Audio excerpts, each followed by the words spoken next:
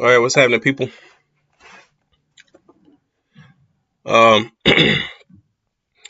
Just seen a lot of crazy comments. One person commented, CPS doesn't need to have a warrant, and this is something that can be easily Googled.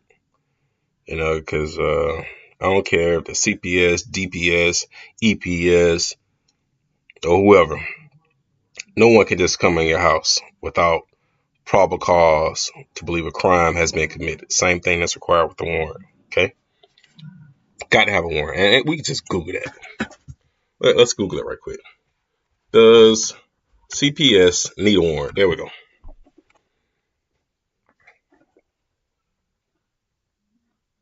All right. You should never let CPS worker into your home until you're positive they have a court order or a warrant. Now, we're going to go over what this court order is because this court order also contains the same thing as a warrant would contain. And you should also know that letting these people into your house without that waives the protections afforded by the Fourth Amendment, which is about requiring a warrant. Okay. And this is a Camille Borg law form. Okay. So we're going to get into some details, and we're going to go to the statutes, case law, and administrative rules to show some of these people that don't know what they're talking about, that are running their mouth, that CPS, just like the police, anybody else that's represented by the state, that's representing the state, they need a warrant. All right. I'm going to go right here to this site right here. It's called the Office of Juvenile Justice and Delinquency Prevention. Okay. And just to show you, this is a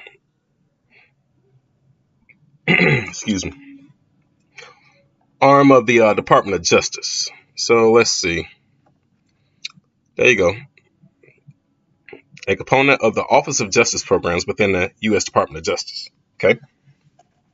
And the reason why I'm showing you that is because I got a publication from that department within the Department of Justice. And this is called the Statewide System Reform Program of Alabama. This is a little publication that's outlining and summarizing Alabama's juvenile cases and stuff like that, and how they work and how many children on in foster care and stuff like that. So let's go down here to page 5, I believe it is, to this flow chart here. And as you can see, it says Alabama dependency case flow chart. All right. So this flow chart is outlining the process for dependency, because dependency is what these people are using to come into people's houses. Okay. Dependent child is narrow, but the definition of neglect under dependency are very broad. So they like to pretend like they got a dependent child that's already in the custody of the state, and we need to come get him from some parents we're letting the child stay with because they're doing something we don't like. That's how they kind of pretend these cases are going when they file a dependency case. So let's look up what the Department of Justice says happens in a dependency case where a child is being is dependent. Okay. So the very first step is the child is removed from the home. Very, very, very first step. Not a petition is filed, not none of that. Okay. Child is removed from the home. Some drastic measure has presented itself where the child needs to be removed. Now, a lot of people think that these people can just run up your house because, okay, well, I heard a child crying. I mean, because I talked to a couple, they're going through that right now. A neighbor said they heard the child crying a lot. So they called defects, and defects took the kid. So, I mean, this stuff doesn't work like that. So we're going to show you what's required, at least in Alabama. And every state is pretty much set up the same because the privacy of your home is protected by federal law. So we're going to get into this. Child is removed from the home. So what, pray tell, constitutes a situation where a child needs to be removed from a house. Let's go to the courts. And today I got for you HR versus State Department of Human Resources, and the number of that case is S12 SO2D 477, Alabama Civil Appeals 1993. So just summarize this case right here. This case, the neighbor called DHR on the lady. She had some kids. I don't even know how many she had, but this is in Houston County, Alabama. Houston County DHR. And for those that don't know, again, Department of Human Resources, same thing as CPS or DFACS or whoever. Okay.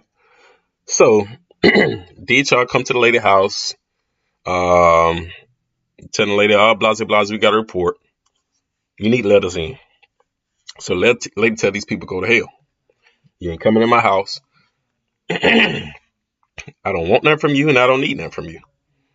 So DHR didn't like that. So they went back to the court and tried to do a petition for custody of the kid. So this is what they said was going on in this house. Because she went and filed this with the intake officer, who's supposed to look at it on the face of the document and see if the court has jurisdiction. And then turn around and do a petition based off of that to the judge. And the judge then either grants the order or dismisses it. So this is what DHR said. It said DHR has such order to be issued based upon 2 reports of neglect and abuse received, including but not limited to allegations of 2 children being kept shut in a room, a child being sick and not receiving sufficient food, the child choking a cat, the child trying to hang himself, the children being kept in the back of a van, and an infestation of roaches in the fields of pond. So this is what they said were grounds to remove this kid. And it's funny because it says up here that she wouldn't let him in the house. So how in the hell would she even know that this was a case? And she didn't even come in the house. This goes to show you how these people, they lie. I mean, these people really are psychotic. These some psychotic people. Very psychotic. And you won't know until you deal with one when they're trying to come in your house for no reason. Okay. So, so I guess this lady here, she appealed this up to the Civil Appeals Court, and they told DHR and the judge, you dumb as hell for letting these people, writing an order to let these people in the home and remove this kid. And then it went in there and describe what type situation is required before you can actually, the state can actually go into somebody's house and remove a child. Okay. So we're going to start about 2/3 of the way down. And it says here, what is the standard for the kind of and limits of information and material to be presented to the court, which would rise to be, quote unquote, cause shown? And we're going to show you the significance of cause shown, because the legislator actually says that DHR has to go to court, present cause shown. So let's go back. We'll get to that.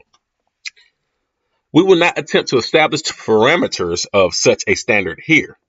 So they're saying that they won't try to establish how long the information is you need to bring, how many affidavits, how many witnesses, what technical language you have to have in there. They said they're not going to get into that. But they do say, we suggest, however, that the power of the courts to permit invasions of the privacy protected by our federal and state constitutions is not to be exercised except upon a showing of reasonable or probable cause to believe that a crime is being or about to be committed, or a valid regulation is being or about to be violated. Now, these little child agencies and stuff, they have to worry about this regulation, because you as a private citizen, you aren't regulated. Your home isn't a place that's regulated. But if you commit a crime, they can come up in there, and that's the only time they can come up in there. Okay, they got to present some reasonable showing, probable cause that a crime is about to happen. Okay. So we're going to turn to this case, Roe v. Conn, because this case displays how these people used to really be crazy with this neglect stuff. Well, the laws used to be crazy. The actual written law used to be crazy. They've changed the written law because of Roe v. Conn, but they still do this in practice. So for Roe v. Conn's number is 417 F supplemental 769, Middle District, Alabama, 1976. Now, mind you, this is 1976, not too long ago. So you have this case, Roe v. Conn. Now, I'll just give a brief rundown of Roe v. Conn. This lady Wombles, excuse me, y'all. Man, this lady Wombles had a kid with this guy. Well, he actually didn't even know if he was a daddy or not. She was a white chick. Had a little baby. He was white also. And I guess they split up sometime in between the time the child being born and the child was 4 years old, because they took the child when he was 4. So I guess this baby daddy, he found out when the child was 4 that she was staying in this with this black guy, and in a black neighborhood, all black neighborhood.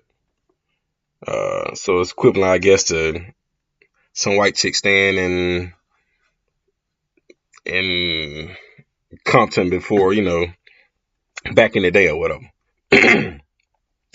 So baby daddy found out, she's staying over and stuff like that. And so she went to this dude, Conn. He went to this dude, Conn, and said, look, my baby mom, she's staying over here with these black guys. And, in this black neighborhood, you know what I'm saying? I want to take the baby because I don't like that my baby over there sleeping with these, my baby mama probably over there sleeping with this black guy and got my kid over there seeing all that. So the police, dude Conn, he did a little background check on her. And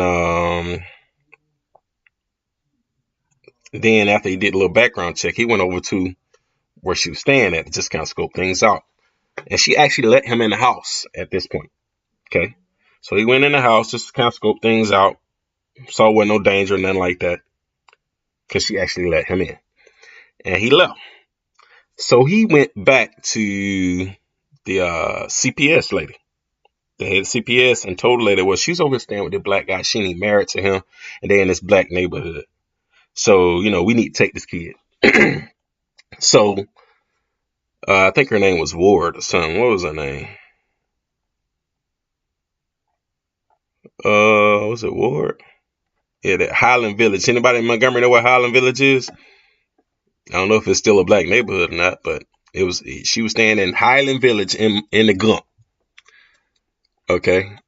Here it is. So you see him saying it right here.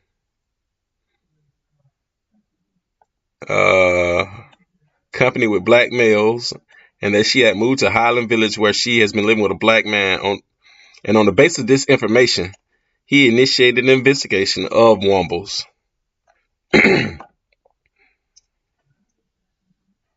Entertaining black men. This is a crazy case. And then 1976. So he went back to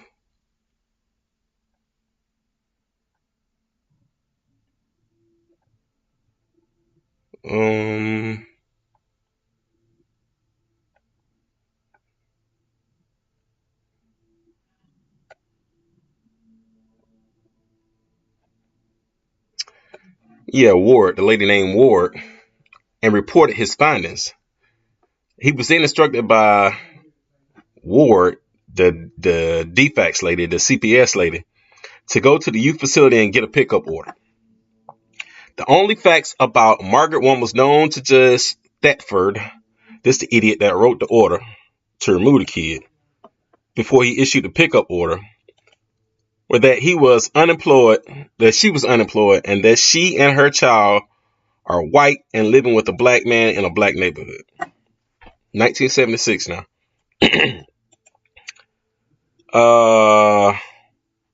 No evidence he was physically abused, no information as to the condition of Womble's home, nothing. So they went and picked the baby up. The baby crying, mama, and all that type stuff. Because this is traumatic. This is traumatic. You'll never know until something like that happens to you. And I'm fighting now, so it doesn't happen to anyone else. So they picked the baby up, all that. And let's see.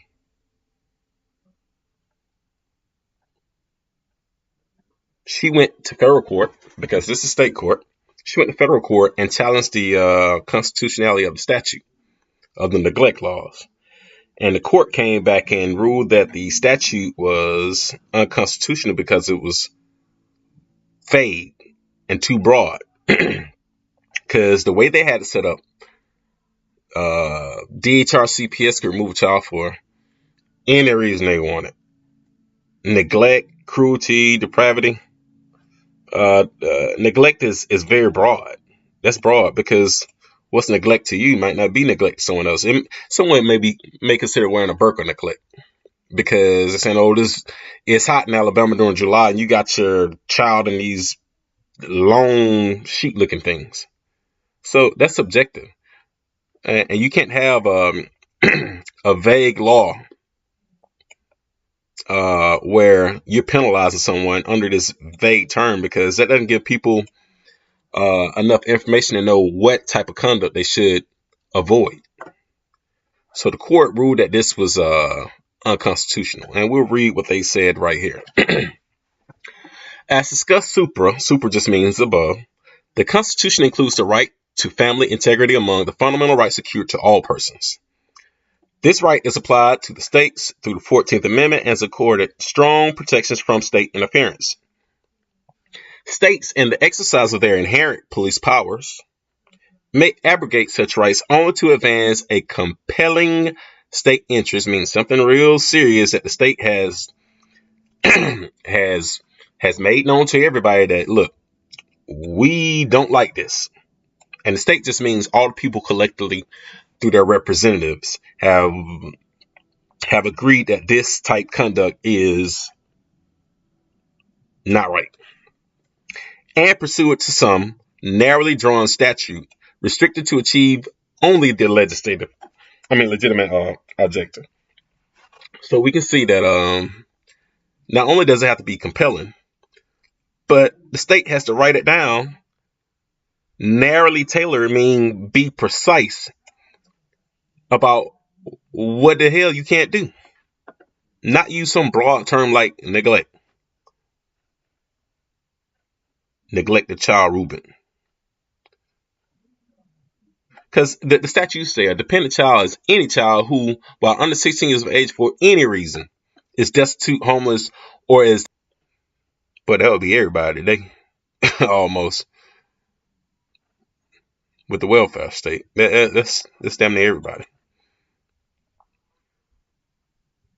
Who is without a parent or guardian able to provide for support, training, or education. See, they said this was... You can't have this. That's too broad. That's too broad. So the courts told them, look, you can't do that.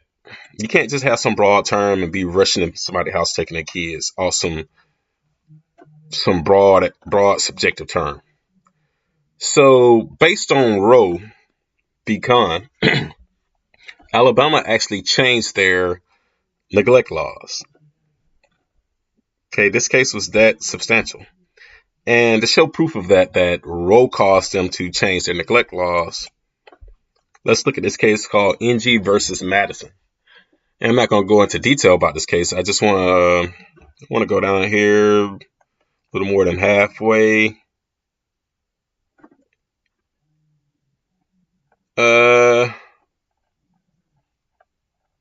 And show you that Con was a very substantial case and that it caused the state to change the way they were doing things.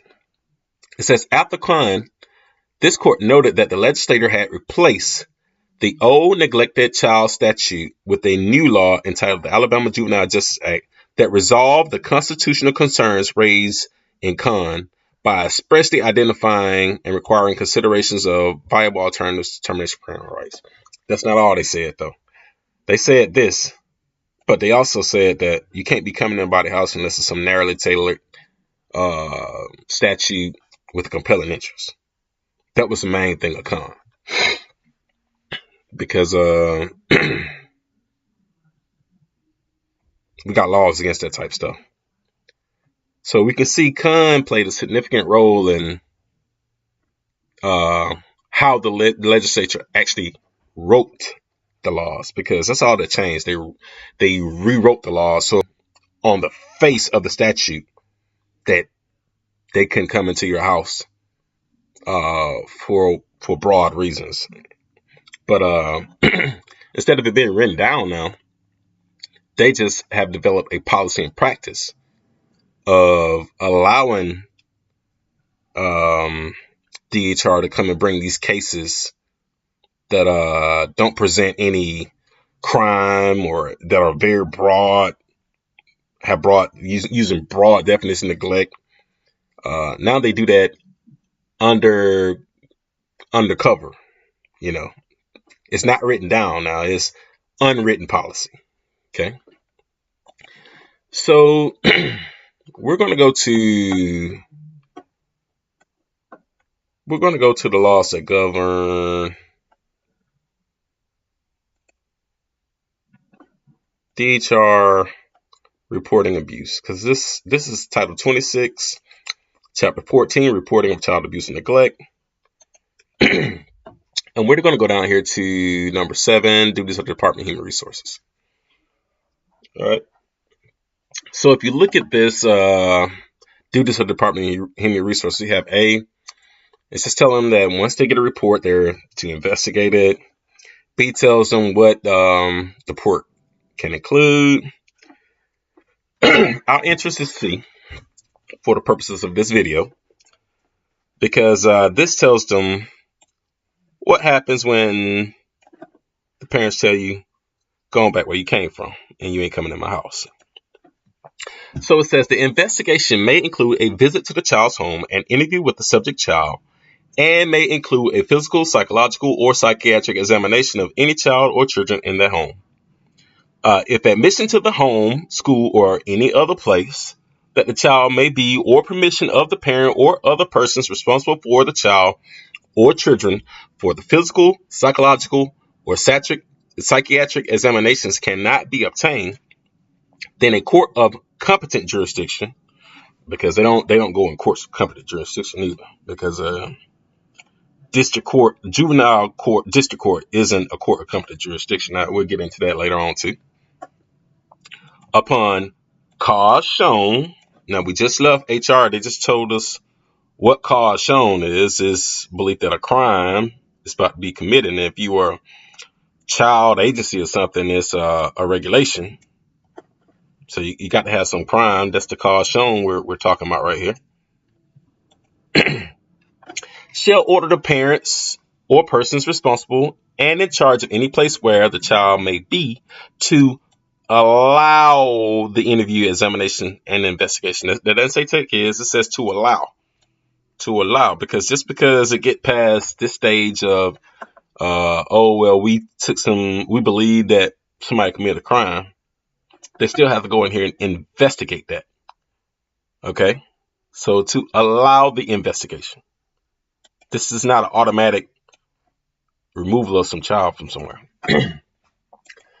So it goes on to say, if before the opinion of the investigator is that immediate removal is necessary to protect the child or children from further abuse or neglect, a court of competent jurisdiction on petition by the investigators and with good cause being shown shall issue an order for temporary removal and custody. Okay, so this is saying that, okay, after you've got you shown the cause shown, and you got the permission from the court to make the parents allow the investigation. If before you complete it, you find out, it is some old immediate danger going on here, then they can remove a child. So let's see what immediate danger is, because excuse me, immediate is kind of subjective. Immediate can mean 5 minutes, 10 minutes, 2 hours, 4 hours, 1 day, 3 days. I mean, that's kind of in the eye of the beholder. So, but we'll go to DHR's administrative code, which governs protected services, to find out what they consider immediate. That's a good place to start. So I am in Alabama's administrative code, and for those of you that don't know, the administrative code of an agency governs its practices, its organization, and how hearings are supposed to be held, and how they enforce whatever regulation they're over. So we're going to go down here to number 6, and we're in 660-5-34.04. And it's as soon as possible after a report is received, but no later than 12 hours from receipt of the intake information. When the intake information indicates serious harm will likely occur within 24 hours. So that's immediate. If something about to happen within 24 hours, that's immediate. Now, usually if you believe a crime is being committed or about to be committed, you think that crime is about to be committed in 24 hours, and yeah, they say, you can go back to the court and say, we believe a crime is about to be committed in the next 24 hours. So these kids are in serious harm and need to be removed. Okay. All right. So that shows you there, you got to have some type crime, some serious harm before any of this can happen. Okay. So I know some people have heard us say in the Tasha K video that they can't even file these dependency actions. And I'm going to show you why I say that. Well, not why I say that. Why the actual law says that. Okay. So we're going to go to Title 12, Courts. We're going to go to Chapter 15, Juvenile Proceedings, and we're going to go to 12-15-121. This is form, context, execution of juvenile petitions. This covers dependency, child in need of supervision, or delinquency. Okay.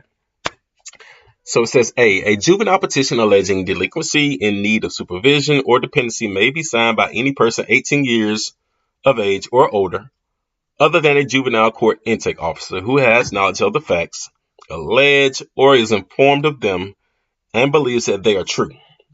However, the person signing the dependency petition,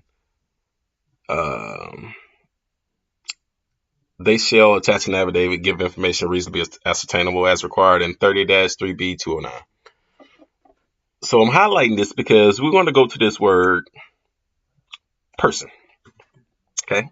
Because this term person has a distinct meaning within the law. I mean, if anybody remember Bill Clinton when he did the little Monica Lewinsky thing, I think he was arguing the definition of the word is or something. But, that's how law works, because terms have precise meanings in law. So we're going to go to the definition of person. And we're going to see if DHR, which is a state agency, fits the term person. So let's go to Title 41, which is state government. We're going to go to Chapter 22, Administrative Procedures. And this is Alabama's Administrative Procedures Act. This act governs the actions of all state agencies except those in the Administrative Procedures Act doesn't apply to it. Okay, so if it's an agency that's not named in here as not being subject to this act, then all these definitions, rules, and all this applies to that agency. So what we're about to look at applies to the Department of Human Resources, aka CPS, DFACS. Okay. This is in the state of Alabama also. Okay. So we're going to go to definitions, and we're going to go to number 7. And we have the word person here. So what is a person? A person is any individual, partnership, corporation, association, governmental subdivision, or public or private organization of any character other than an agency. Excuse me again. Wow. All right, so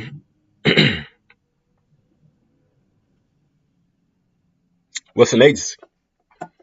An agency is every board, bureau, commission, department, officer, or other administrative office or unit of the state. Okay? Every board, bureau, commission, department of human resources, and their officers. Okay? So let's go back to that dependency. Who can file it? We see that it can only be signed by a person 18 years of age or older. I know some people saying, well, aren't the social workers that are going out there and making the petitions 18 years or older? Yeah, in their individual capacity, they're persons. But when they're in their official capacity, meaning they're there on state business, they are not a person because they're acting as the state. They're acting as the agency, so they can't be a person because it says they ain't. Where is it at? This says they're not a person. Okay. And nowhere on here does it list the Department of Human Resources. Now, I know somebody else might say, well, surely the state wouldn't give these people a way to petition a court for, removing a kid. And you're right. The state did give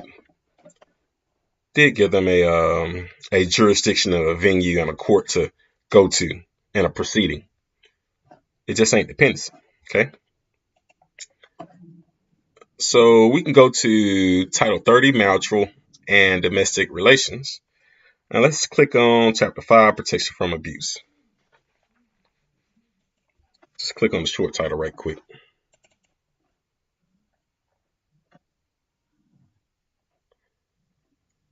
This is the Protection from Abuse Act. And it says one of the purposes is to provide protection orders to prevent domestic violence and provide court jurisdiction and venue, to provide a court hearing for petitions for relief, and to provide for the context and issuance of protection orders. Okay. Protection from Abuse Act, child protection, because what they're coming into your house is about protection, right? Okay. This seems like the statute they're supposed to be in. So we're going to see if it is.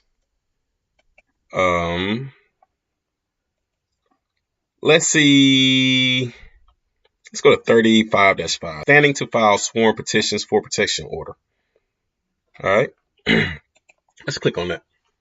All right, we're going to start with A here. The following persons have standing to file a sworn petition for a protection order under this chapter as a plaintiff. 1. A person who is at least 18 years old or is otherwise emancipated and is the victim of abuse as defined in 30-5-2, or has reasonable cause to believe he or she is in imminent danger of becoming a victim of any act of abuse. 2.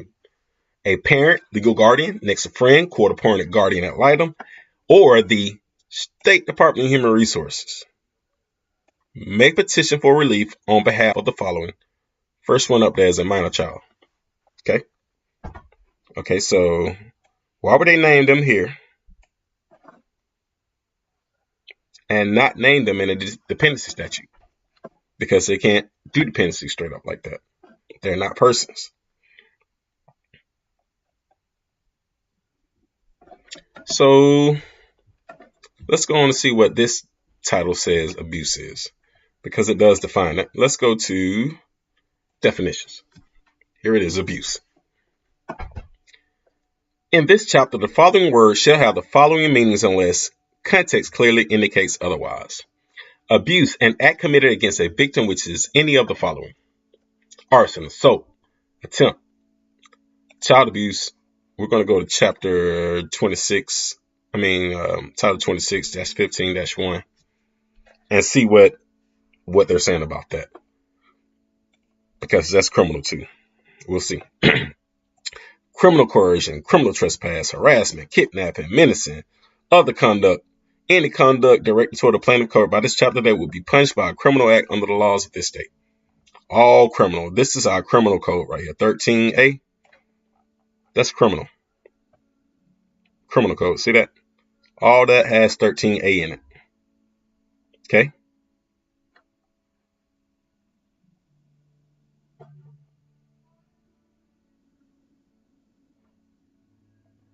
Look at that. So before I get into what I was about to say next, let me go to this right here. 2615.1. Let's go to Title 26, infants and incompetence. Let's go to 15, child abuse generally. Let's look at their definitions.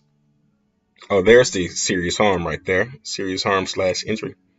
Serious physical injury as defined in 13A12. Okay, we'll go to 13A12 right quick. See what that serious physical injury involves.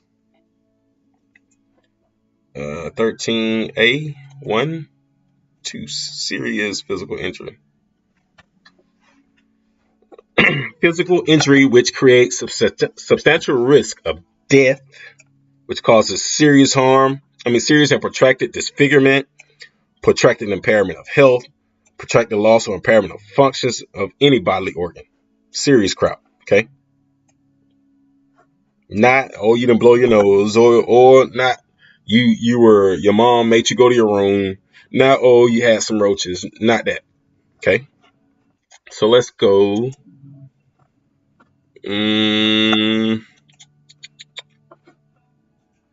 Go back to 26. And we're going to click on 3 here. Torture, willful abuse, etc. of a child 18 years of age by a responsible person. Responsible person as defined in 2615.2, who shall torture. So you got to be torturing a kid. You got to be willfully abusing them. And we looked at what abuse was. 30 told you what abuse was. Cruelly beating them or otherwise willfully mistreating a child under the age of 18 years old. Felony. Criminal stuff. Criminal stuff. So they're not coming alleging that you're doing some crime. Tell them folks, get the hell on. Okay. Aggravated child abuse.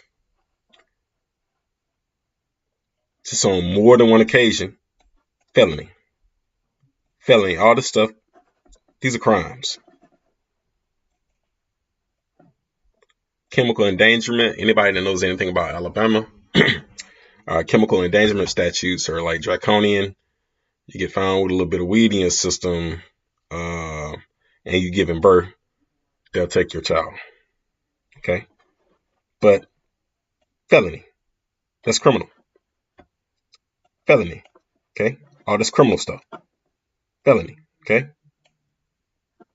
Hence, here, some reasonable cause believes that a crime is being committed or about to be committed. Okay? Gotta have some crime. So let's go. Let's see. So I've just showed you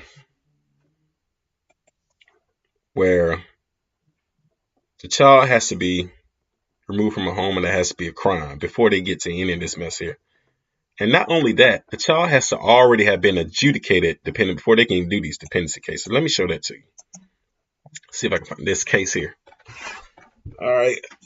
This case is AE versus MC. And it's the Alabama Supreme Court, 100. It's nice. Civil Appeals Court, I'm sorry.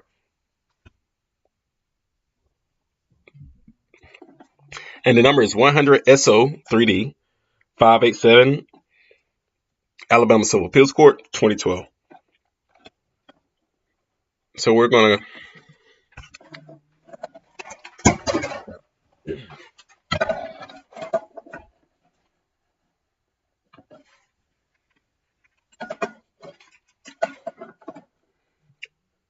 to click on what they say a dependent child is.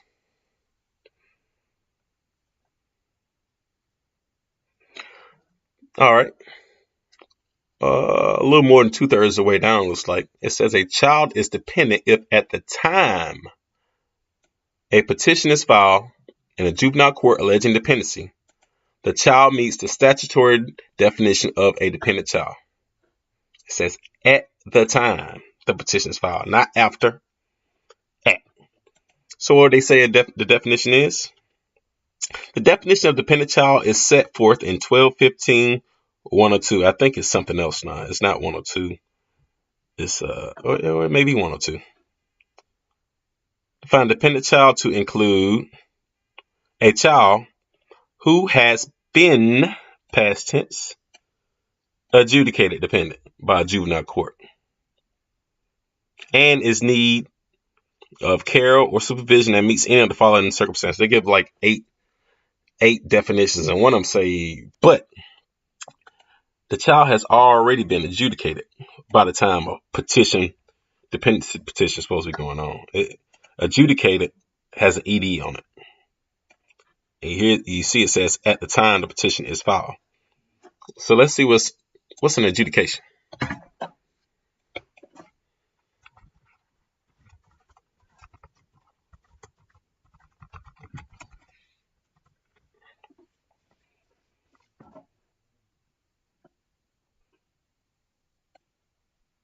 A formal judgment on a disputed matter.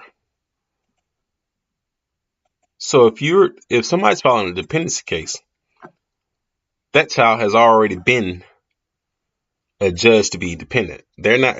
That's nothing to be coming there trying to get a child to be dependent. Child's already dependent, and now there's some issue with the child that's necessitating somebody coming in with a dependency case. And because they're not the real parents, the state has custody of the parents, and they're trying to see, okay, what's going on with the child. Okay, but that's a child who is already in state custody. Okay, so let's go to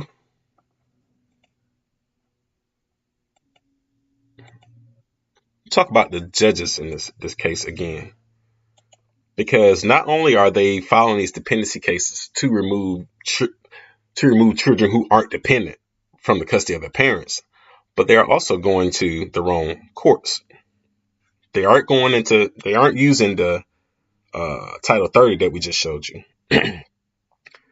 They're going before district court judges and getting these district court judges who sit on these child policy councils. If you don't know what that is, check out the video I did earlier today. And getting him to write orders to remove kids. But why am I saying that these are the wrong judges? Well, they're district court judges. And under Alabama law, only a circuit court, which is like Georgia Superior Court, or it's our highest county court. We have I think about 6 courts in the state of Alabama. We have where are they at? And this is our Alabama Constitution right here, man. Amendment 328, the amendment governing the judicial department. Okay, so we have a Supreme Court, we have a Court of Criminal Appeals, Court of Civil Appeals, Trial Court of General Jurisdiction known as Circuit Court. And general jurisdiction means it's a court that can hear almost any matter. We have a Court of Limited Jurisdiction known as a District Court, meaning limited jurisdiction means that they can only hear what's written down, what the law says they can hear. Something has to be written down before they can hear it, okay? We have a probate court and little county and city courts, municipal courts, okay? So if we go down here to circuit courts, it says the circuit court shall exercise general jurisdiction in all cases as may be authorized, may be provided by law, excuse me. The circuit court may be authorized by law to review decisions of administrative agencies, okay? And why they're expressly saying that is because, there's a thing called the separation of powers. You got the legislative, you got the executive, and the judicial. All right. None of those branches can tell the other one what to do and how to do their job. Judiciary can't tell the legislature how to write laws. The legislature can't tell the executive how to execute the laws. The executive can't tell the judicial how to make judgments. Okay.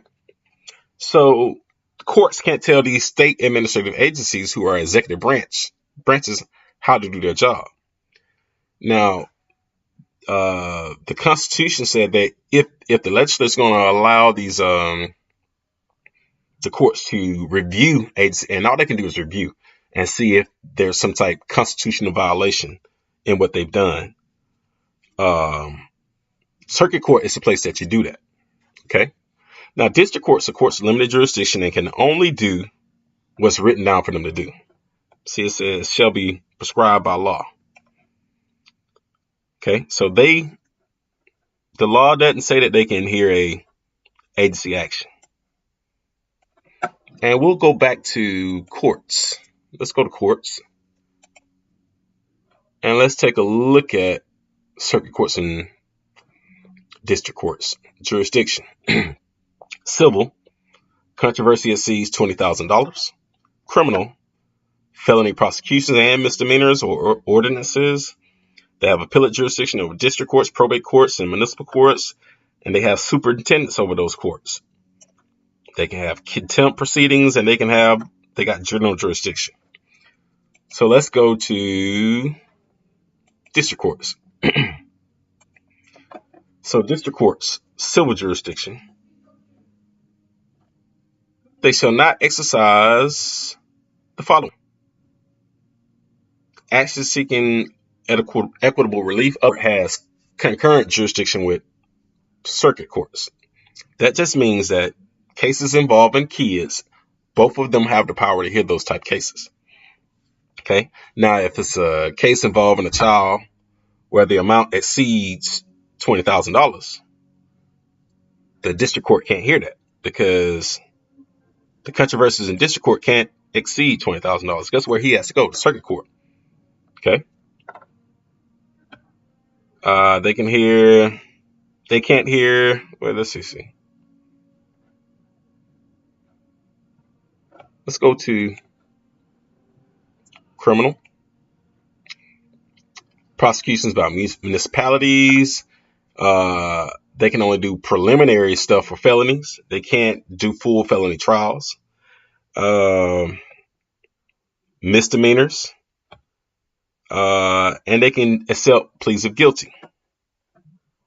Okay, but they can't hear a whole felony trial. If it's a child that's being tried with a felony, guess where he's going?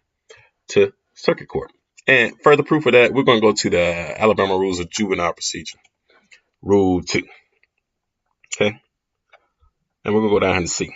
It says, when a juvenile court judge is a circuit court judge, the juvenile court judge shall have and exercise full jurisdiction and power of the juvenile court and of the circuit court of the state. So basically, if you're a circuit court judge, you're hearing a juvenile matter, you can do circuit court stuff. All right.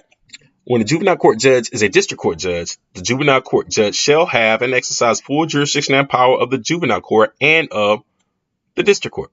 Meaning that if you're a district court judge and you're hearing a juvenile case, you're going to do district court stuff. You're not going to do circuit court stuff. You're going to do district court stuff. Okay. But DHR or CPS or DFACS has chosen to go before these district court judges who conveniently sit on these CPC councils I've been discussing, who's a liaison for them, who's a partner with them, who's trying to help them out. Now, this is what they said. I mean, if you look up the last definition, you'll see me talk about these judges. Okay.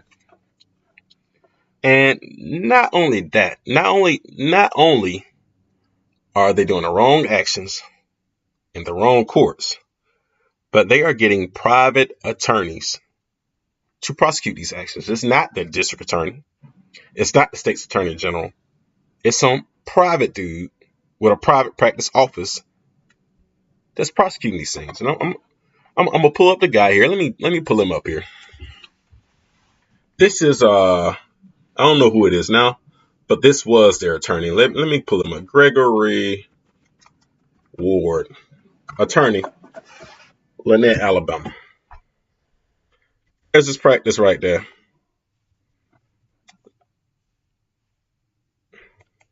Gregory Ward, attorney at law, company profile.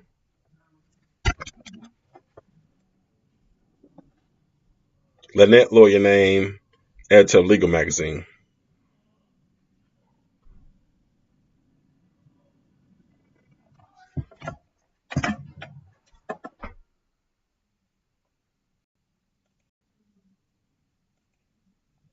Hold up a second, y'all. Let me plug up.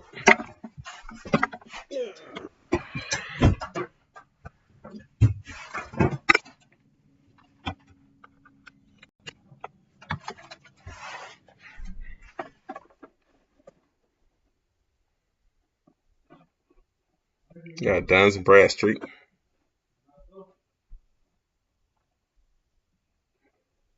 He's a private attorney.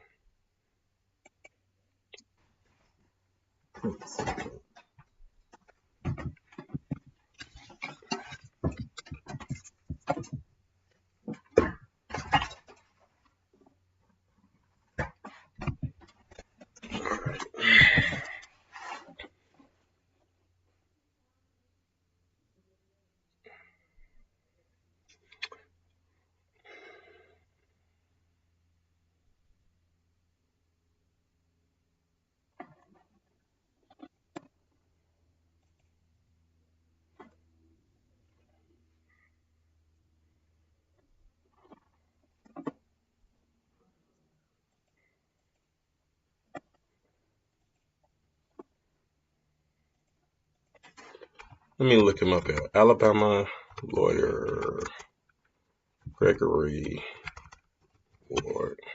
I want to get something saying that he's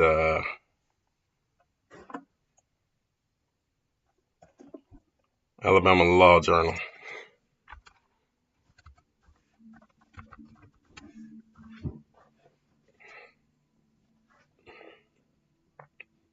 There we go. Let's see what this law journal is saying about it.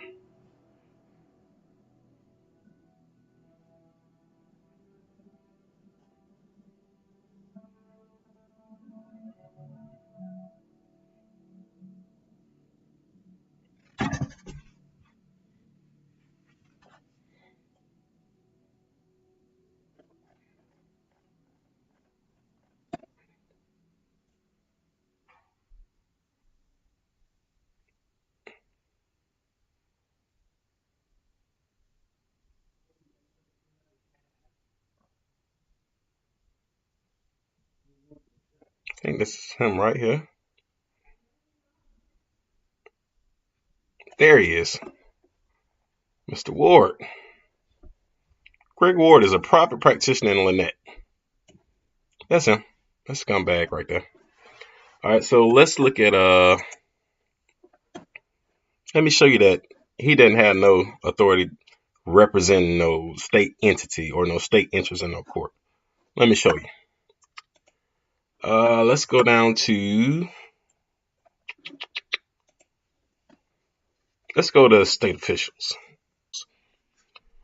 All right, and this guy, he's been doing this, I don't know for how long, but he was definitely doing it in 2014 through 2018.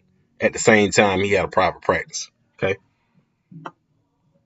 So we see here that he couldn't have been representing the state as an attorney general or deputy. So let's see if he was a district attorney. Well, I actually called and see. Called the district attorney's office. And he actually told us straight up, well, no, he's not a district attorney office. District attorney office never even showed up any case we had. Where is the district attorney? You see, he has a duty to attend court.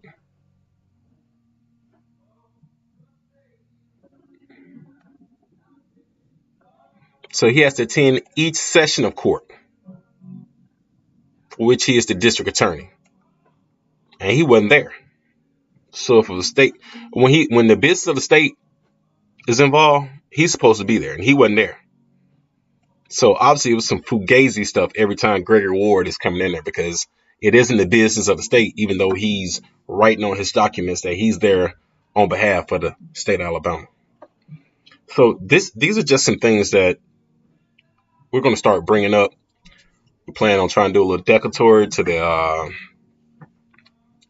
feds and give them the answer about this stuff here, because state court doesn't want to answer it. When you address these issues to them, they just don't say anything about it.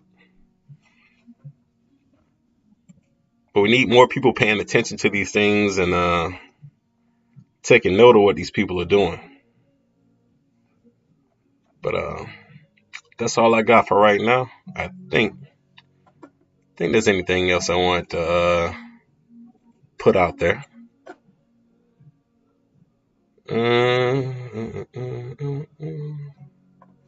Oh, that's the definition of standing. Capacity to bring suit in court.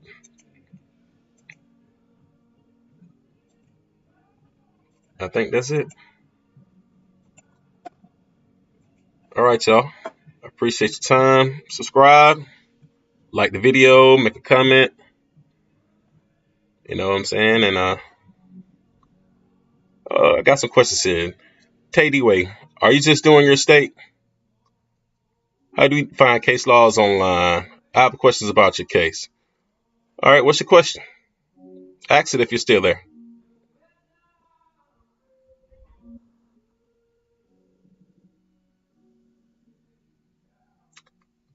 Well, yeah, it's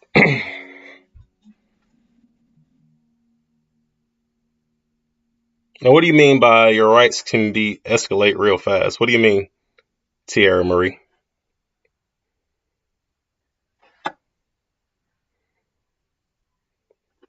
And to Tay D-Way, right now I'm just doing my state, but what I plan to do is kind of interview people, and and we'll go through the states together, because this is the only way you get change. You got to become knowledgeable.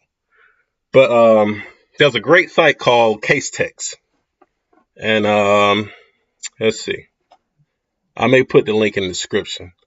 But go to casetest.com, sign up for a free trial. You can find any case law you want.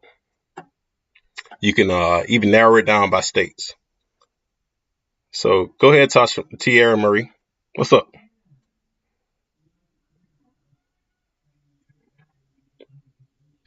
Yeah, I'm confused about it too. I'm confused about the way they took them too, because it wasn't within the law. And these people don't like you telling them no. Basically, what she wrote on her petition is, we didn't let her in the house.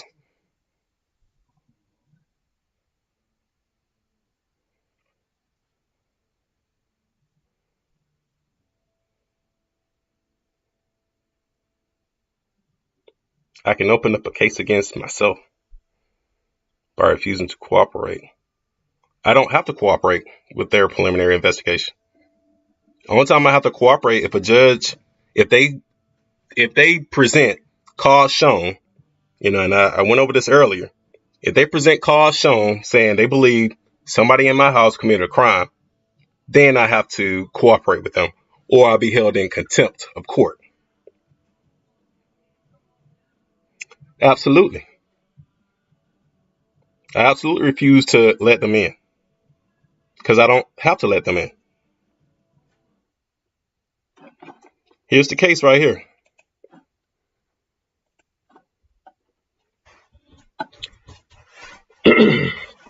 This case, HR versus State Department of Human Resources. Read that. This lady here, she didn't let him in. And the court told DHR, go to hell.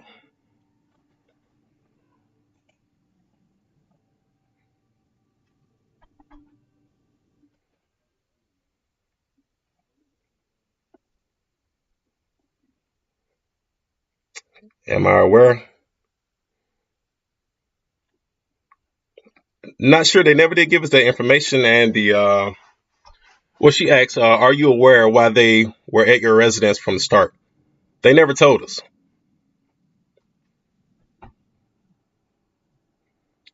Tay D-Way, wait, they have to have warrants first. In our state, they do. They have to have warrants. you go back to the beginning of this video, I'll give you, I give case laws. Absolutely have to have warrants. Matter of fact, I'll just Google it for you right quick.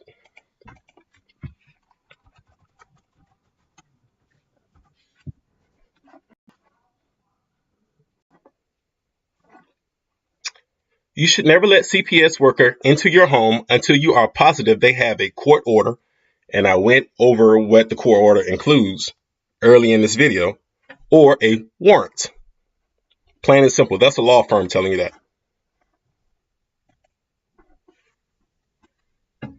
Yes, they do.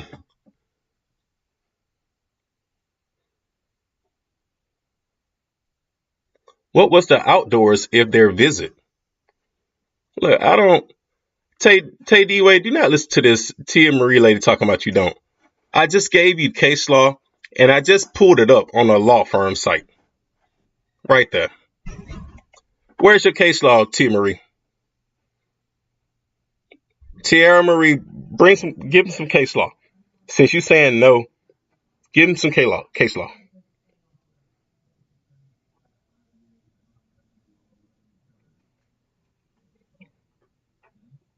And you have to ask them what the purpose of their visit was, because I don't even know. They said they got a report. I got a report.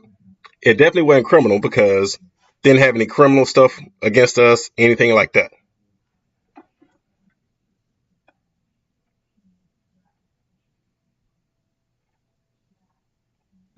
Tay D-Way, go to case text and start just putting in codes. Need warrants.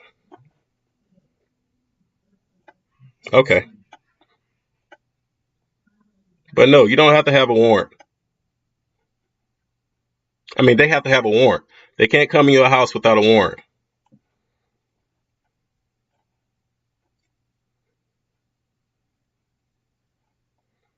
Look, got to have a warrant. Go back and listen to the beginning of this video. I'll lay it out.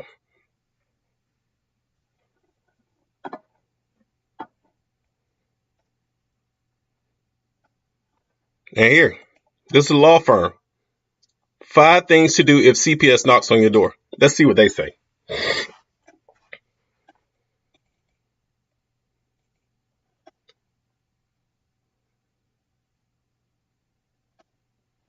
It says, be polite.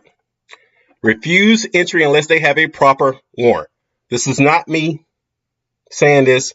There's other people saying this. These are professionals saying this.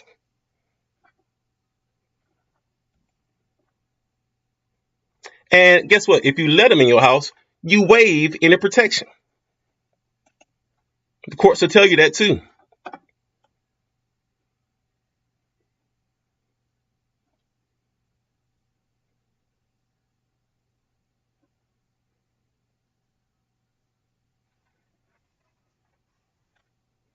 I thought in y'all interview, you said it was because she was trying to see if the kids were excused. That's why she said she was there. But we never did get charged with any truancy thing or anything like that. So, I mean, our kids were in school. They were homeschooled.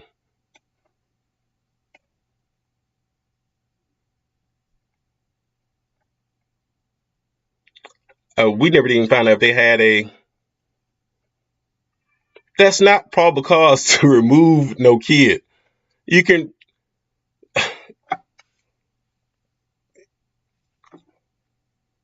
Go back and read the case laws at the beginning of this video. Because that's not probable cause. Probable cause involve a crime. Here. Since you're just tuning in, you may need to go watch the video and read HR versus HR versus State Department of Human Resources.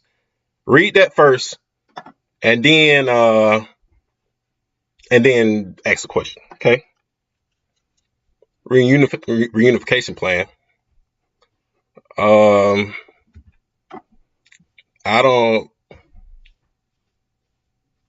I guess they were trying to, but they want us to do all these services and stuff where we did not want to participate in. We just want them to get out of our business. And if they have my kids for wrong reasons, I don't have to do anything they're saying to do because they have them illegally. But once they take your kids, they don't want to do anything that you say do. So I'm curious, Tia Marie, do you like work for like CPS or something like that?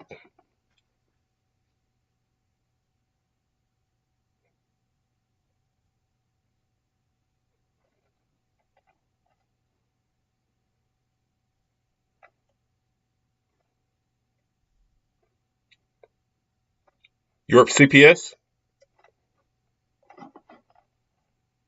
Oh, you do? Okay. Well, why are they telling you don't have to have a warrant? Because it's not true. Who's teaching you guys that?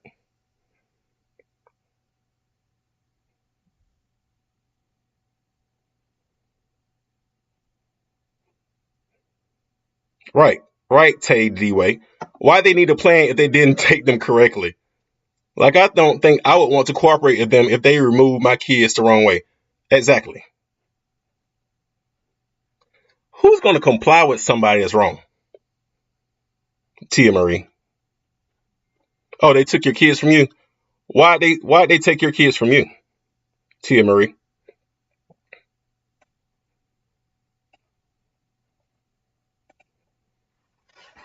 How long did it take you, Tia Marie, to get back with your kids?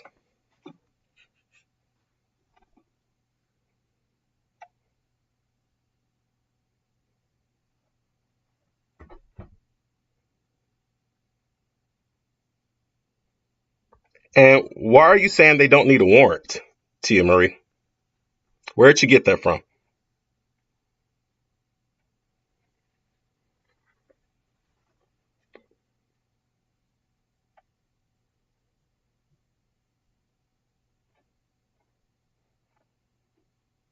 Do you mind if I ask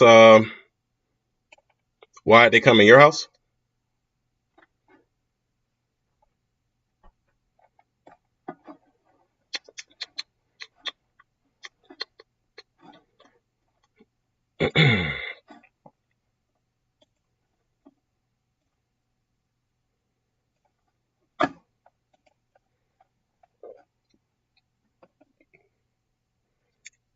Yeah, I agree with you because I didn't comply, and I'm not going to comply with no illegal crap. And nobody should comply with some legal crap. See, that's what's wrong. People are complying with legal crap, illegal stuff. You shouldn't comply if somebody is breaking the law and somebody's usurping your rights. You don't lay down. You fight because now they're just doing it to the next person.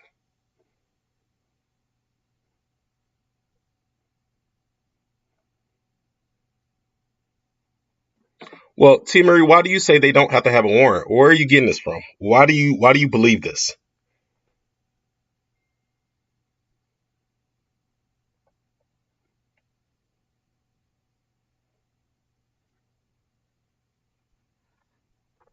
Yeah, if you don't do what they say, they definitely will keep your kids. If you fight, they don't want you fighting.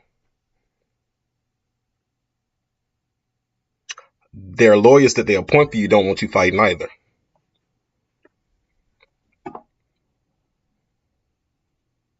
Okay, good. I'm glad you're fighting like that. But why are you telling people that CPS don't doesn't have to have a warrant?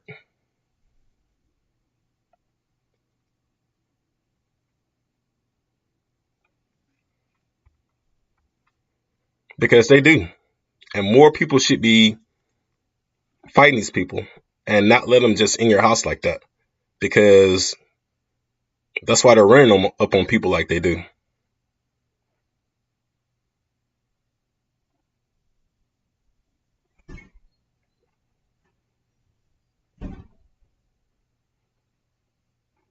Well, I mean,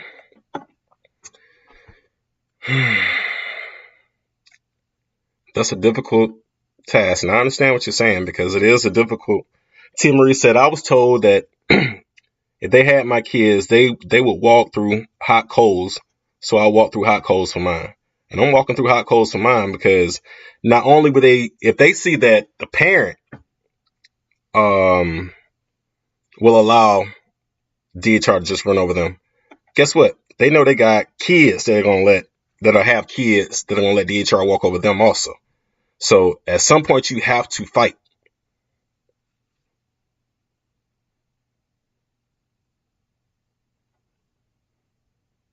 What do you mean the warrant thing is based on a different legal perspective? Because I'm not speaking perspective. I'm speaking actual law. I mean, it's not my perspective. This is what actual courts say. Let me read it again. It's not my perspective. This is actual law.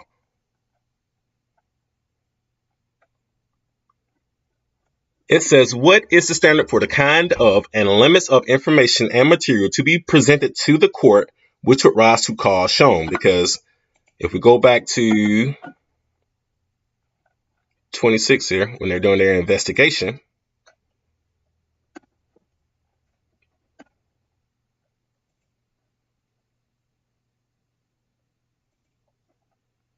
it says that if they refuse, they're supposed to go to a court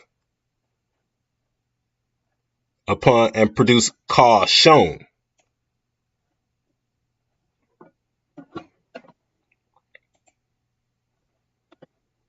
So it says, which would rise to cause shown. We will not attempt to establish those parameters of such a standard here. We suggest, however, that the power of the courts to permit invasions of the privacy protected by our federal and state constitutions, which is the privacy of your home, letting people in your home, is not to be exercised except upon a showing of reasonable or probable a crime is being or about to be committed. Same thing for a warrant.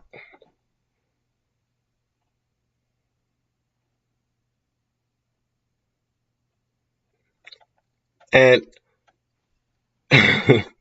yeah, and that's not grounds for removing of your kids. Tay Dewey says, my friend said her kids was taken because they got a report she wasn't feeding them enough because the kids would tell the teachers they were still hungry after eating lunch and breakfast. Okay, well, that's subjective, how much food you're supposed to have. Now, if the state want to pass a law, you get your legislators together and the legislators say, okay, well, you have to have 30 pounds of food in your refrigerator. And if you don't have more than 30 pounds of food in your refrigerator, then we're not feeding, and we consider that a crime, and that's neglect because you aren't feeding your kids. Okay. Now, if they pass a law like that and you don't have 30 pounds of food in your refrigerator, yeah, then that may be considered neglect. But just kids saying they're hungry and they're not, they haven't been diagnosed with failure to thrive, that's not abuse and neglect. How much food someone's eating, that's subjective.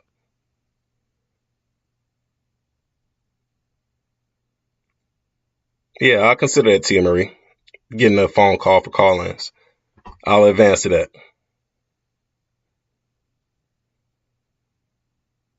You're right, Tia Marie. CPS is a business, and if you know it's related to the government, you're not fighting CPS, you're fighting the government.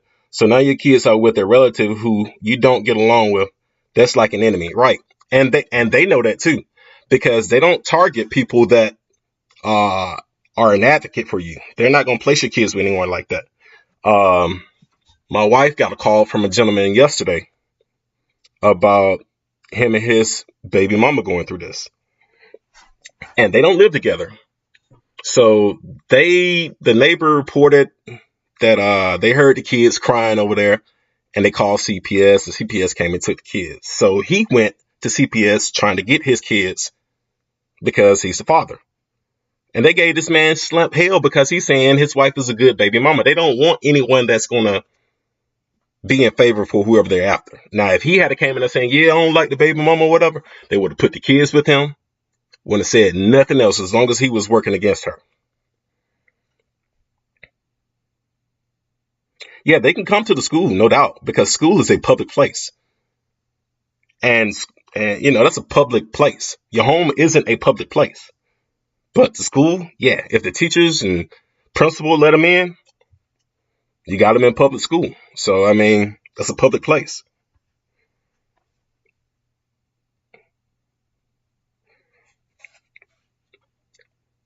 No, they can't remove the kids just because they're saying they're hungry. That's not, Tierra Marie, that's not true. It's not true for my state.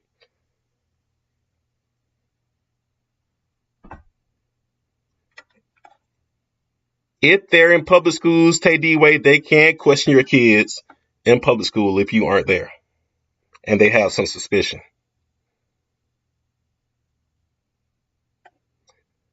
I understand your position, but you in this position, unfortunately, to have your kids removed, if that makes sense.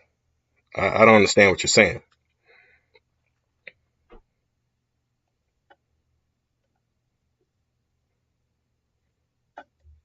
It's Tay D-Way, she is right about that. If you have your kids in some public place, they don't consider that a search and seizure because they're in a public place, a public venue. So they're accessible to public people. So yeah, if they're at school and they come there and the teacher or the principal gives them permission, they can question them. But that's not in your home. Your home is private. That's why we're saying they have to have a warrant to come in a house. A house is not a public place. It's not a public school.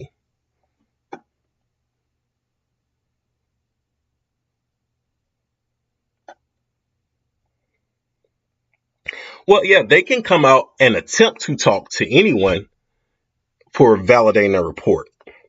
I mean, because they do have a duty to investigate reports, and reports range from small things to large things. They range from kids say they're hungry to kids being sexually abused. Wide range of reports. And, they could be just showing up just to see if the parents may want some services because DHR offers services. But if they don't have a criminal probable cause, then you can tell them, no, I don't want nothing you got. No, you're not talking to my kids. And they have to keep it moving. They can be questioned in public. If you have them in public, like public schools, and they are coming, DHR has a report, they can come interrogate your kids in a public venue. In a public venue, they can. Yes, they can question them. Now, if you're there and you tell your kids, well, look, don't talk to them, then yes, they have to go to court and get a warrant. But if they're in school and the teacher has charge over them, the principal has charge over them while they're in public school, and they allow DHR to come and talk, or they're at the daycare, yeah, they can question your kids while you're not there.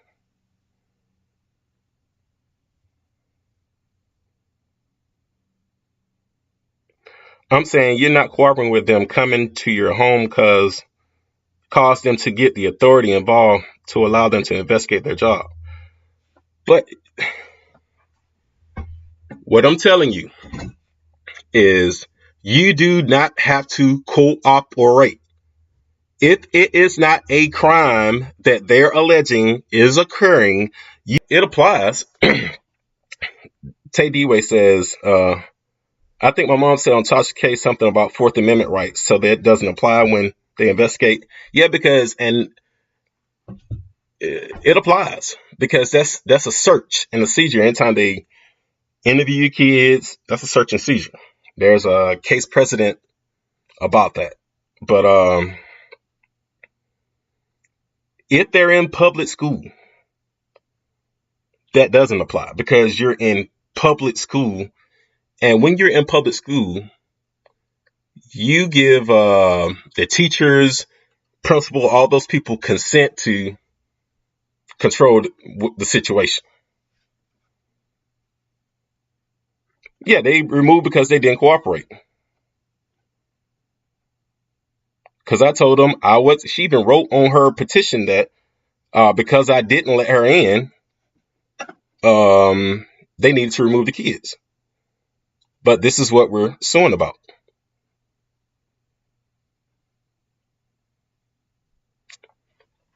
Tay D-Way says, I'm confused because how they going to investigate you if you don't let them in, though?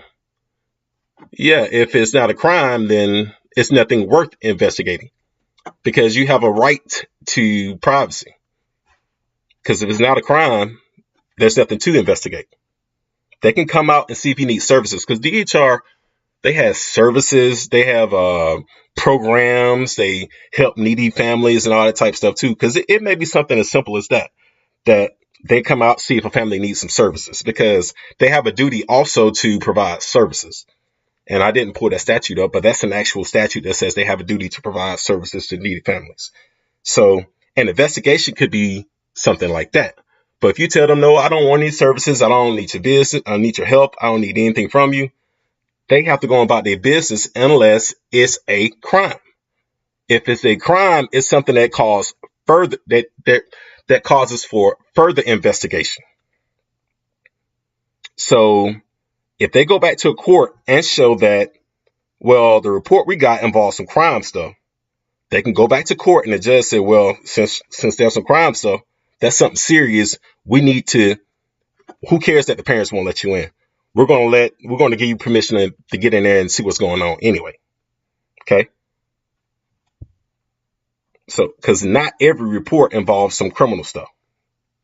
It could be something as little, oh, the kids are playing outside and look like they're hungry.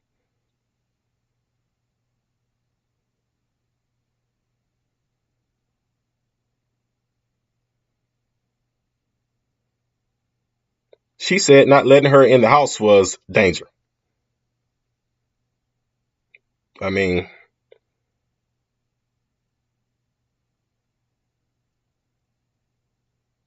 I'm telling you, these people don't need a reason.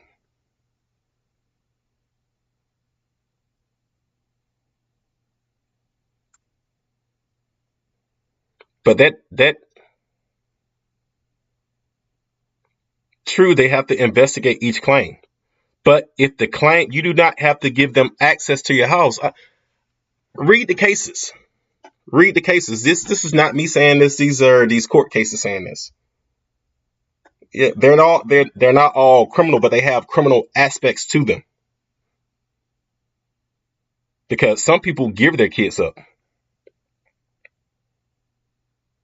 They may not need a reason, but they gave you one. She said, because I wouldn't let her in my home. And I don't know what's so hard about it. I mean, if you read this case will answer a lot of your questions right here. HR versus State Department of Human Resources. Go read this case here. I'll be doing some more lives. You can come in and ask more questions after you read this case. But until you read this case, there's really no sense in me going back and forth.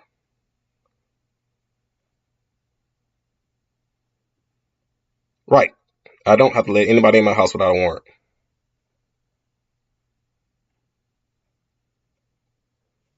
The danger is the report. The report that KD says, but they got to investigate though. If they need to see if it's a danger, how are they going to know if you don't let them in? Okay. Because when they get a report, the report is supposed to say if it's something that's a crime on there. If it doesn't say that there is something, a crime going on, they could be just investigating to see if somebody needs some food or something. That's not a crime. You don't have to let them in your house. And not all the reports are going to say the kids are in danger. Like you said, somebody said not enough food. I mean, it isn't a crime not to have enough food. Now, if your kids are failing to thrive and the bones are showing like they're going to die in the next 24 hours, then somebody's going to be stepping in. But you're hungry for a couple of days, or you hadn't eaten that much today, that's not a crime. And that's nothing that necessitates DHR stepping into your business. Now, if you want to let people in your house, that's your right. I mean, I have nothing to do with any of that. But for me and anyone that understands that you don't want government just willy-nilly stepping into your house whenever they feel like it, I don't think you should do that. But they got to investigate. Yeah, they have to come out to your house and ask you what's going on. And when you tell them ain't nothing going on, that's their investigation. They have to go on about their business. They need to see if there is a danger. No, they don't have to come to your house to see if there's a danger. If somebody has said there's a crime, then yes, they need to get in your house then, because somebody said there's some crime stuff going on in there. Okay. So what if What if your neighbor came to your house, Tay D-Way? I mean, well, your neighbor called the police and you said, well, I don't know about that Tay D-Way. You know what I'm saying? He be acting crazy sometimes. You know, I think something might be going on over there. Are you going to let them just come in your house and be like, well, we need to see what's going on over here, Tay D-Way? Even though your neighbor ain't said nothing about crime, ain't said anything about none of that.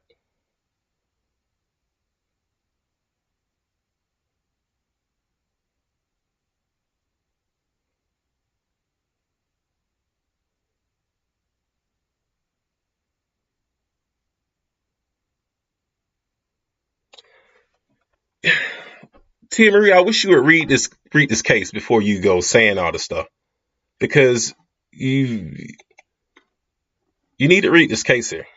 It does not work like that. You're very wrong in what you're saying. You're very wrong in what you're saying. You're wrong. You're wrong. You're wrong. Go read the case. Go read the law. Go watch the video before this when I read the case for you. It's just.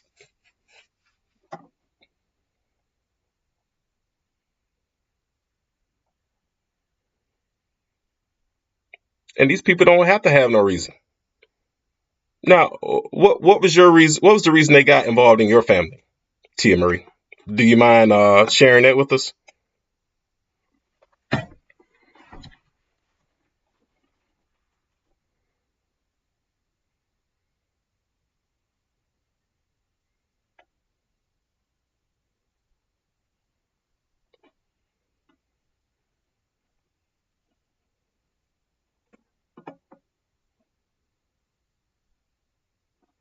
They have to have a reason to remove them. That reason doesn't come afterwards. It comes before. You really need to read the case laws. And Tay D-Way, go read for yourself. Go read. Read. Read.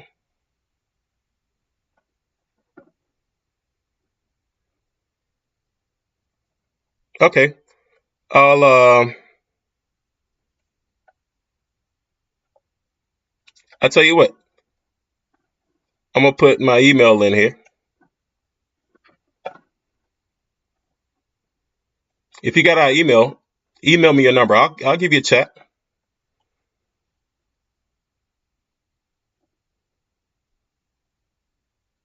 Yes.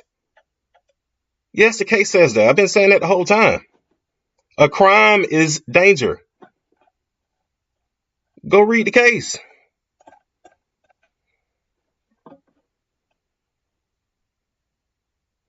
Yeah, they do, Tia Marie. These are some really sinister people. I mean, very sinister. Absolutely. I agree 100%. They will manipulate people. And the lawyers they assign to you are no better because they're there to manipulate you also. Tay D-Way, so wait, you're saying the case say they have to be in danger? Absolutely. Not only is that case saying that, but this case, which is a federal case, saying that. Go read it. Don't take my word. Go read it. Read it. Read Roe v. Conn while you're at it.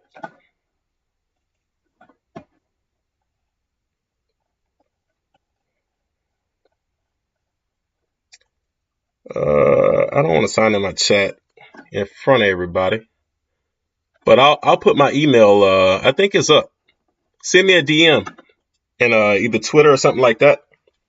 Send me your number, Tia Marie, and we'll talk.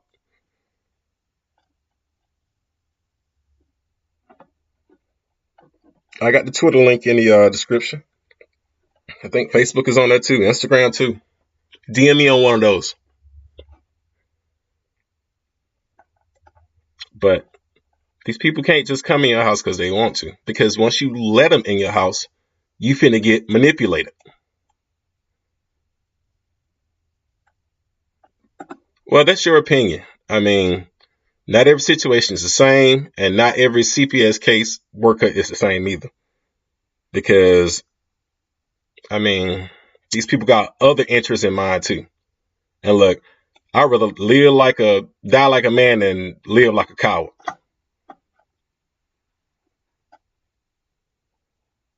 I mean, there were some people that should have jumped off the boat coming over here. Or some people that should have ran off the plantations. Some people that should have joined Nat Cole. Others just waited till someone else fought for them. They're very grimy and ignorant at the same time. Well, they know labeling you puts all these impressions to other people because they know these cases are sealed. The cases are sealed and no one else gets to see what went on. All they have the impression is that, oh, these people stepped in, something must have been wrong. But that's not the case 50% of the time.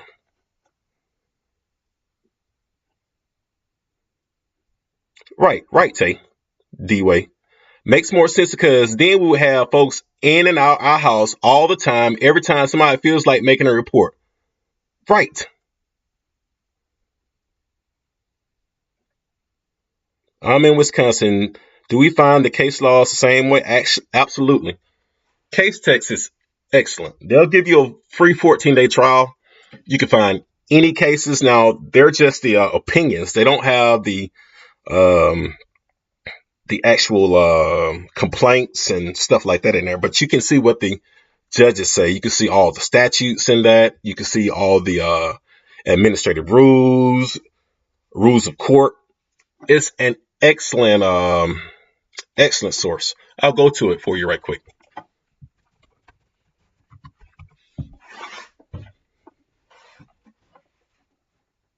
Yeah, that's a good way to reach out. Absolutely. That's my email. Great way to reach out. Let me just click on case text. Case text right quick. You can go here. You can put in Wisconsin. See, I have Alabama highlighted. You just go to Wisconsin. Click apply jurisdiction and click on what you want to know about. CPS warrant.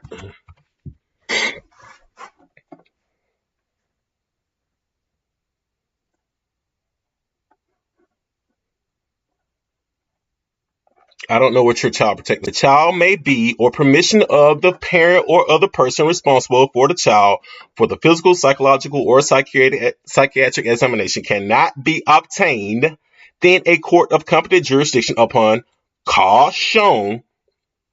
Upon cause shown, that means they have to bring cause shown, shall order the parents or person responsible and in charge of the place where the child may be to allow the interview. And this case right here, HR versus State Department of Human Resources defines what cause shown is. Good read. Okay? Read them. They'll explain it. Yeah, you got an attorney sign, but well, I mean, they're supposed to get a court, even though the court-appointed attorney is going to be doo-doo. I mean, he's supposed to have one. They can't, or he shouldn't be. I don't know Wisconsin's rules, but I think Supreme Court of the U.S. Supreme Court has ruled that these cases the parents have to be represented by an attorney.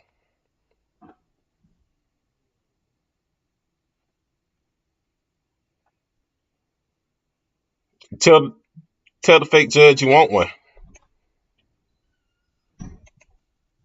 Tay D-Way. Tell the judge you can't afford an attorney, you need one.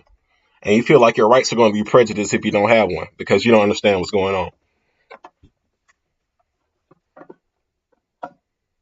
No different than traffic court.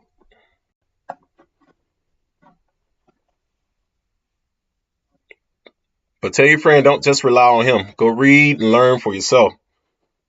Also,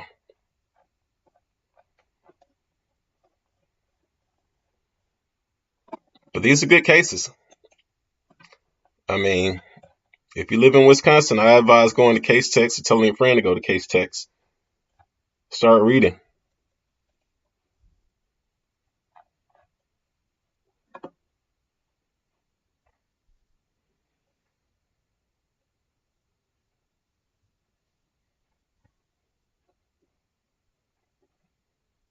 Right.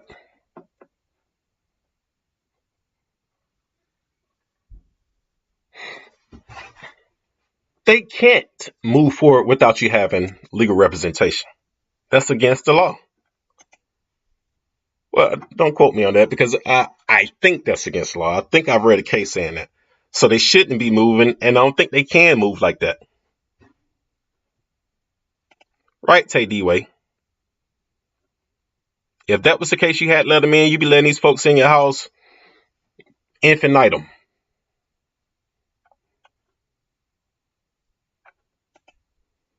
Right. Tay D-Way, read these cases. These cases will tell you.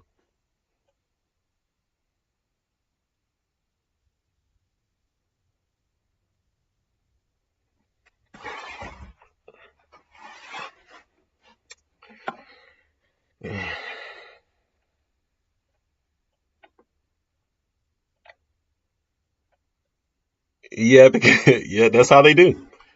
That's how they don't. Look, I'm not going to advise your friend what to do. She has to do what's in her heart, Tay D-Way. With the drug test, mental health stuff, they are fishing. What your friend probably should do is ask them what is the what's the crime, what's the danger y'all saying is going on.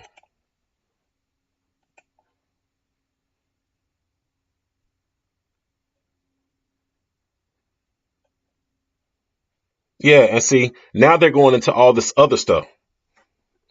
If it's about food, why are they doing all this other stuff? You know why? Because these drug tests, mental health stuff, that gets everybody paid. This is a big time dollar corporation because the mental health people are going to get paid. The court's going to get paid from the drug test stuff because she's going to be paying for that. She's going to have to pay for all these services they're signing her up for. And the baby dad is going to have to pay child support. He's going to have to pay all this stuff back. This is a big time racket, bro.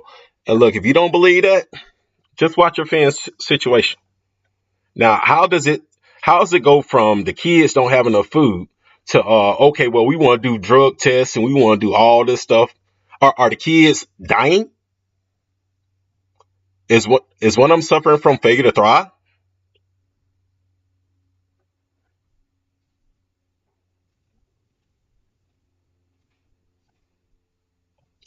Absolutely, Tay D-Way.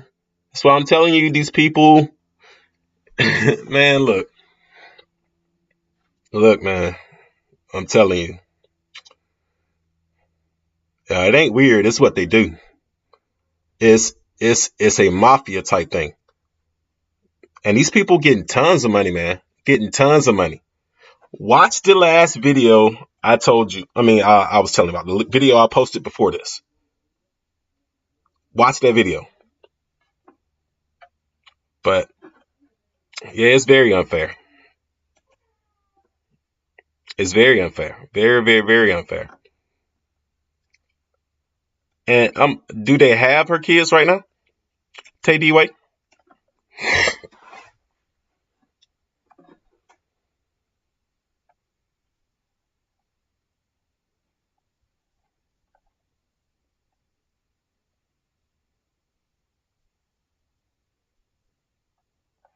Hmm. But your friend is supposed to have some type of counsel representing her. Those are the tricks these people pull too. Yeah, more than likely. Yeah, you're right. You're right about that, Tiara Marie.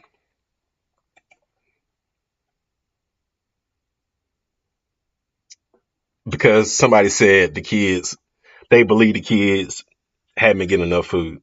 Mm-mm. Tay D-Way, do you know if they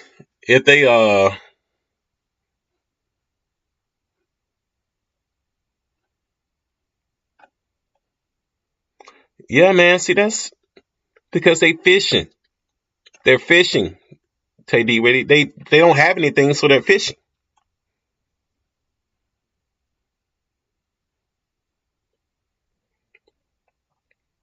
Wow. Wow, bro. I'm telling you. Well, let me ask you, Take D-Way, one of the kids hospitalized, getting some IV nutrition or something like that, about to die. Has a doctor said that this kid needs treatment within the next immediately or they're going to die. Was anybody charged with a crime with any of that?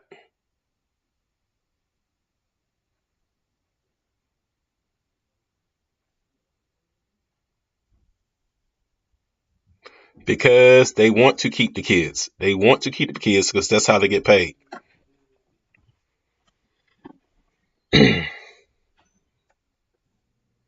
They want to keep the kids no less than a year. And they're probably keeping them right now to make sure that she's going to go lockstep with the program. 5 weeks, probably sometime the end of this month, they'll probably start allowing the kids to stay supervised or something like that. They'll come back to the house once a week.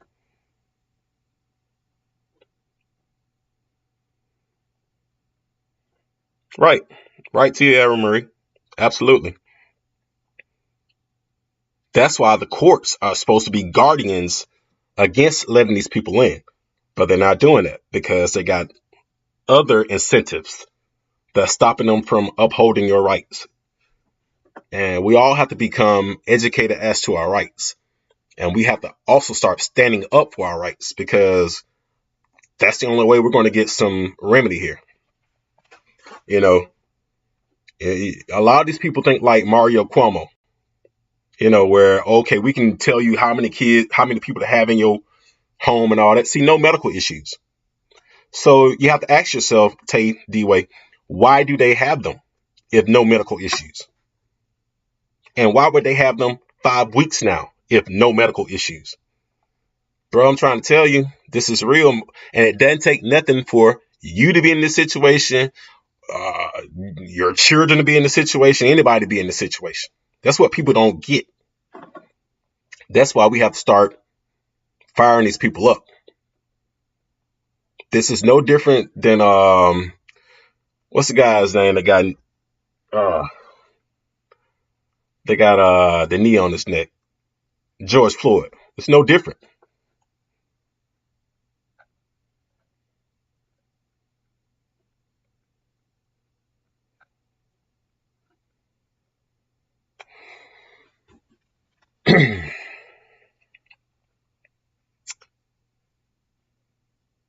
Ask them to give you your kids back.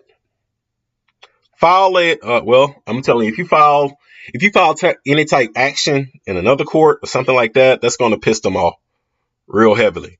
And then what they're going to do is not want to do anything. They're going to want to keep them infinitum then.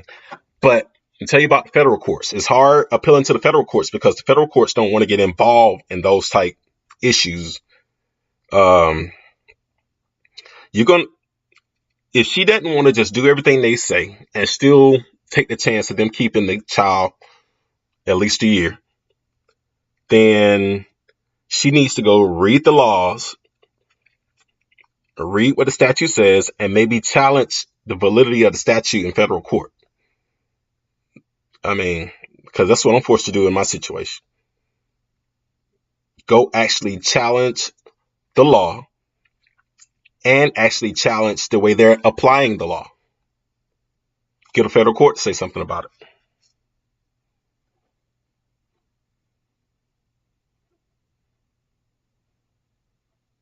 Well, they didn't do that to us.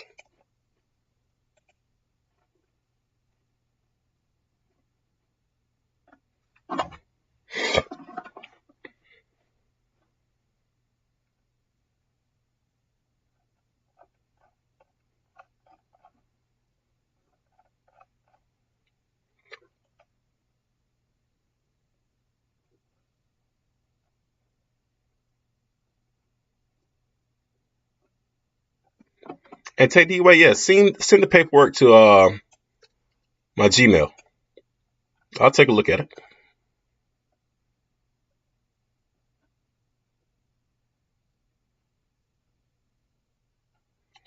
Man, it did. These people don't like sharp people. They don't like people that know their rights.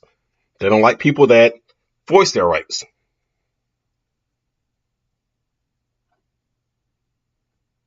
They don't like people like that. They want you scared, afraid, and in line with whatever they're trying to do.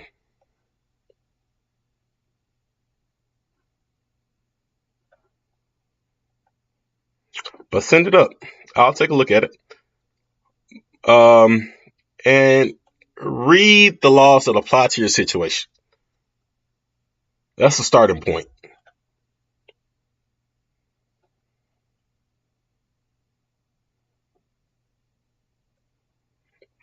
Bro, I'm telling you, this is no different than when they have somebody in jail and have them sitting for 6-7 months so they can make them plea out. It's no different. Same tactics.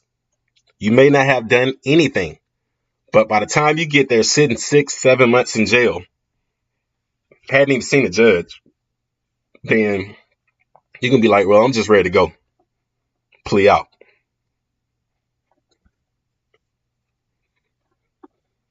But yeah, bro, send the paperwork over. I get a chance to, I'll definitely look at it because it helps if you're fighting in Wisconsin, someone fighting in California, someone fighting in New York, someone fighting in Georgia.